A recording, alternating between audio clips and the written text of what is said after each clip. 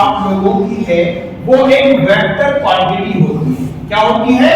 Vector quantity होती है। तो इसको हम रिप्रेजेंट करते हैं कैपिटल ई से। किसे? कैपिटल ई से। तो ये वेक्टर क्वांटिटी है, तो वेक्टर क्वांटिटी होने के साथ में हम इसके ऊपर साइन ऑफ एरो लगा देंगे। तो electric field intensity is equal to, force भी हमारा वेक्टर क्वांटिटी होती है और चार्ज आप लोगों का एक स्केलर क्वांटिटी है। तो इलेक्ट्रिक फील्ड इंटेंसिटी का हमारा फॉर्मूला होता है E is equal to F by Q naught।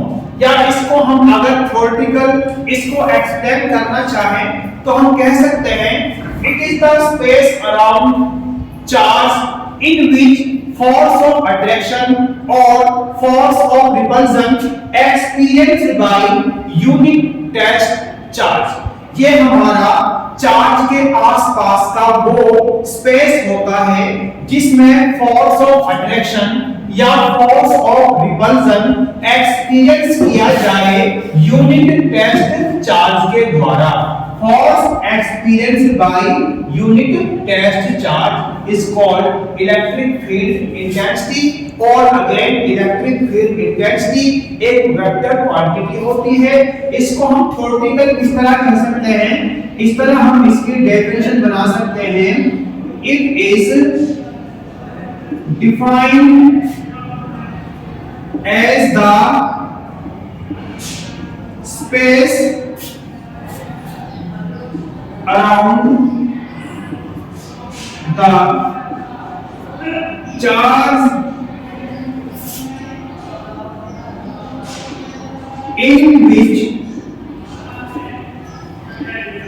force of attraction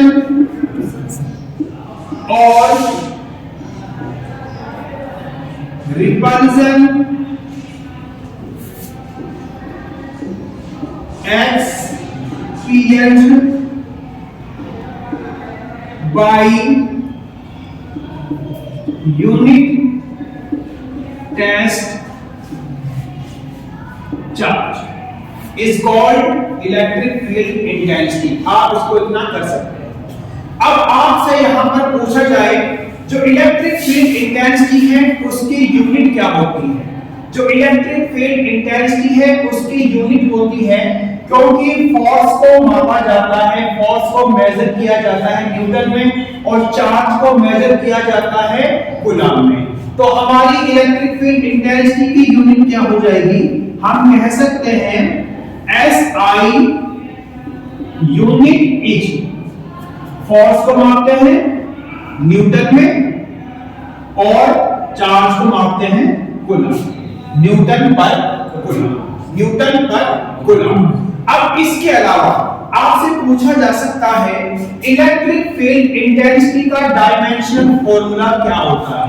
electric field intensity का डायमेंशनल फॉर्मूला क्या होता है? तो आप लोग यहां पर लिखोगे डायमेंशनल फॉर्मूला।